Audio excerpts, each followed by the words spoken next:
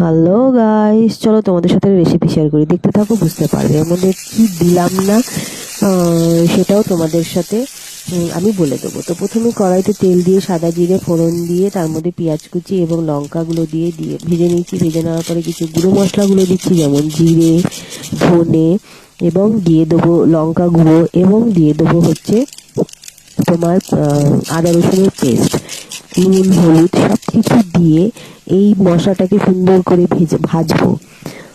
সুন্দর করে ভেজে নিয়ে তারপরে হচ্ছে তোমার যখন দেখবে এটার মধ্যে থেকে তেলটা একটু ছেড়ে ছেড়ে আসছে, তখন হচ্ছে তোমরা ভাজতে ভাজতে বুঝতে পারবে যে এটা তেল তেল ছেড়ে আসে। তেলটা যখন ছেড়ে ছেড়ে আসবে তখন হচ্ছে দিয়ে দেবো হচ্ছে ছাড়িয়ে রাখা মটরশুঁটিগুলো। এটা হচ্ছে সেদ্ধ করিনি, কাঁচা মটরশুঁটি দিলাম। তো মটরশুঁটিটাকে দিয়ে সুন্দর করে দেখো এর মধ্যে ভাজতে থাকবো। ভাজার পরে এটা যখন ভালো করে ভাজা হয়ে যাবে দিয়ে দেবো হচ্ছে একটা টমেটো কুচি। তো টমেটো কুচিটাকে দিয়ে দেওয়ার পরে দিয়ে দেবো হচ্ছে সেদ্ধ করে রাখা আলু, সেটাকে হাত দিয়ে একটু ভেঙে নিয়েছি, ভেঙে নিয়ে ওর মধ্যে দিয়ে দিয়েছি। এবার